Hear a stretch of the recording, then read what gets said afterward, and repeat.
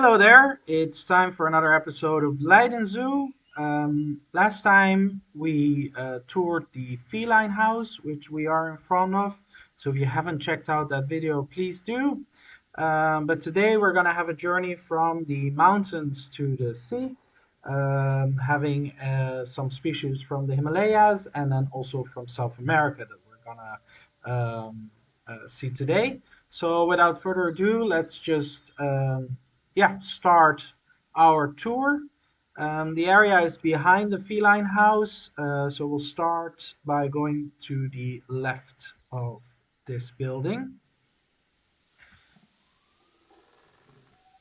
And this should be familiar because we also toured this part during the feline house episode um, with the caracal enclosure here on the right.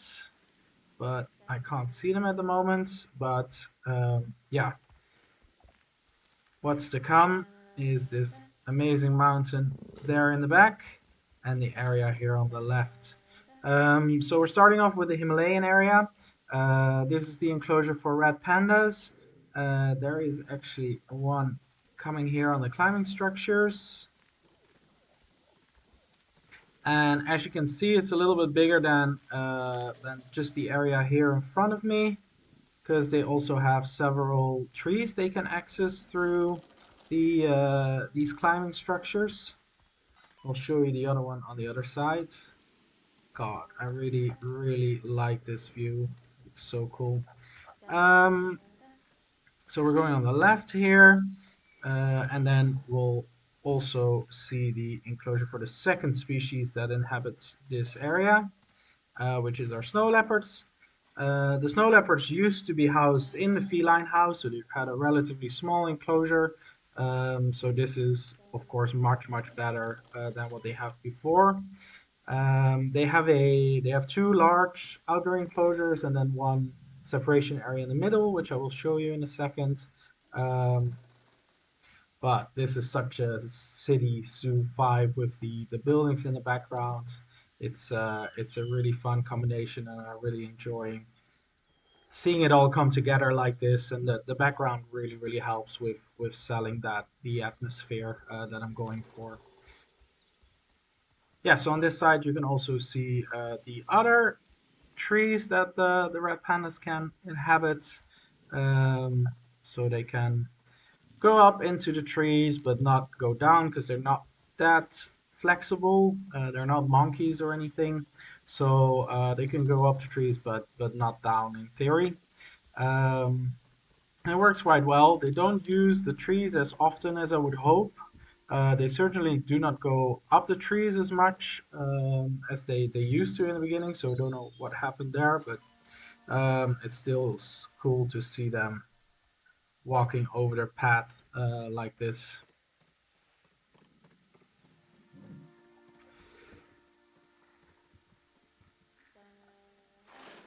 Yeah, so this is the separation area here in the middle between the two enclosures. We actually haven't seen the snow leopard yet, but that's okay. I'm sure we'll see them at some point. Um, yeah, so we have these big doors here, so actually big trees and bushes can easily go into the enclosure, and then these panels that you see over here, they can actually swing open, so we can actually get these large trees and climbing structures in there if necessary. Um, and the same on the other side. Going back to the safety behind the fence, let's see if we can find them in the second enclosure actually. Doesn't look like it.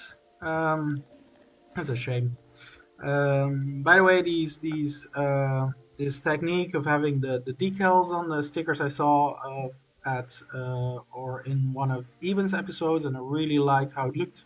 So I decided to implement that here as well, and it looks really great. And it really sells uh,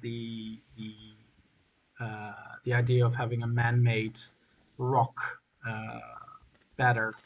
There's one over there who's sleeping all the way up on the rocks. So they can actually use all the rocks in the enclosures, which is really nice. There we go. Glad we got to see one. It's gonna jump. And there is the other one as well. So they now have access to all the enclosures so they can go wherever they want. Yeah, but it looks, yeah, I'm really happy with how it turned out. All right. Before we go straight here, I would like to show you this little view that I created. A little bit of forced perspective view. So behind me is the exit of the feline house with the palace cats over there. So if you exit the feline house here, this is the view, which I think is amazing. I really love how it turned out. But what I really like, or what I tried to create here, was this feeling of forced perspective. So um, looks like the rock is just part of the landscape, and you could just walk up to the rock actually. So there aren't any barriers as far as you can see. So I really like the forced perspective that I created here. Um, yeah, so it looks like you can just walk up the rock if you want, but of course that is not possible because there is a mode, which I will show you right now. So we'll go back the way we came, and then we'll have a little closer look to the Markhor or yeah, Markhor rock. And here is a small indoor enclosure with a separation area if we need to separate one of the animals. Um, yeah, nothing fancy, but this building has been here also for quite a while. It was built around the same time as the rock. And here is the Markhor rock, as you can see. So we have quite a lot of them in here, quite a big group, which is nice. Um, but again, yeah, it really gives these city zoo vibes with the buildings in the background and having this historic rock in here, um, and the decals as well, making it more look like a man-made structure. So I'm very happy with how this turned out in the end, and I do love Markhors. They're especially the males with their horns. They're so pretty, very impressive animals. Yeah, all right. So if we turn around, we have the South American sea lion enclosure. So this is a very old pinniped enclosure which housed several different species over the years, ranging from sea lions, seals, walruses at some point, and now the South American sea lions, a nice group, one male and four females, I believe, and they just have the whole area um, for themselves.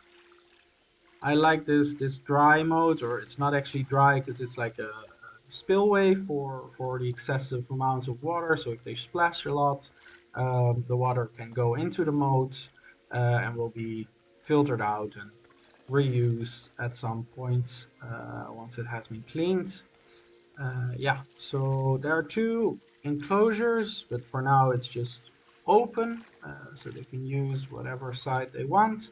But we can actually close off the water section here, and then there's already a gate there in place on the land area.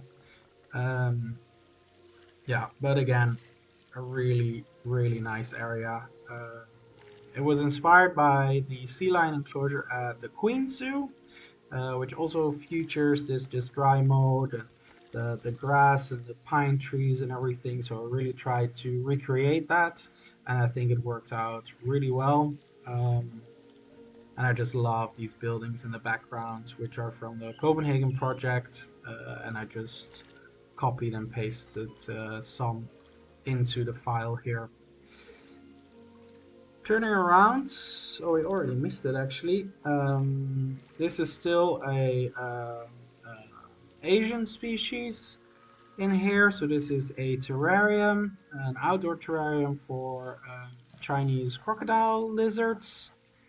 Um, so we have a little group in here, and they can stay out during um, the summer and the spring and big parts of the autumn. But when it gets really really cold, they have to be they actually go into this winter rest. So we'll take them out and put them in a safer enclosure so we can monitor them better. But for the majority of the year, they can just be outdoors, which I think is really nice, and it fits well within the overall foliage palette that I've tried to recreate, this alpine, mountainous, mountain, foliage palette, if you can call it that. Um, all right, so let's continue.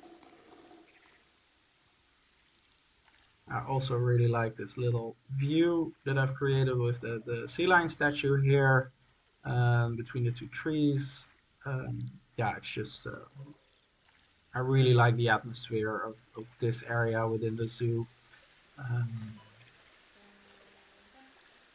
I think it turned out really well. So this is the larger area of the two, um, and it's actually an island in the middle. So the walkway for the keepers, the sea lions can actually swim under it if they want to. So they can swim in a circle if they prefer that.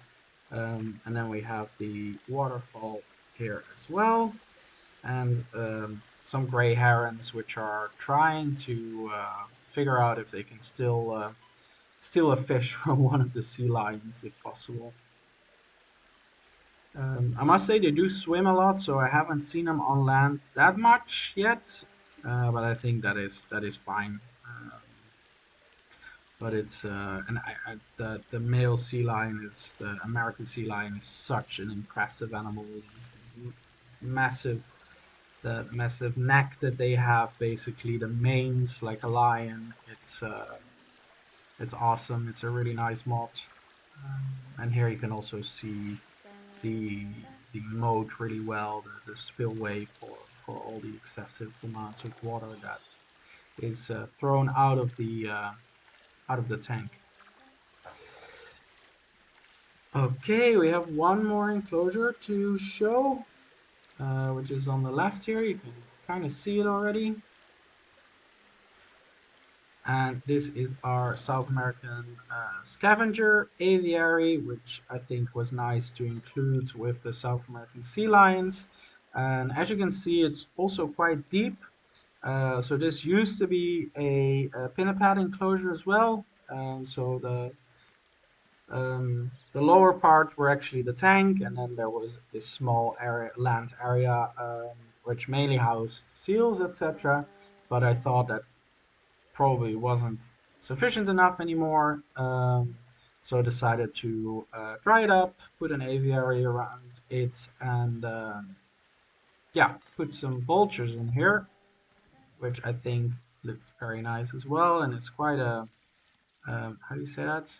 Um, yeah, it's all supported by these beams, so it feels like it's floating a little bit, which I think looks nice. So we have the king vultures in here. We have a pair of turkey vultures, and then a pair of the crested caracaras here on the ground as well. So I think it's a nice combination of birds in here. Uh, yeah. So that was it. I hope you enjoyed this new episode of Leiden Zoo. Please let me know what you think. I really like reading the comments and hearing your thoughts on the zoo and the progress it's made. So please do like, subscribe if you haven't, and comment. Um, and then I'll see you in the next episode. All right, bye.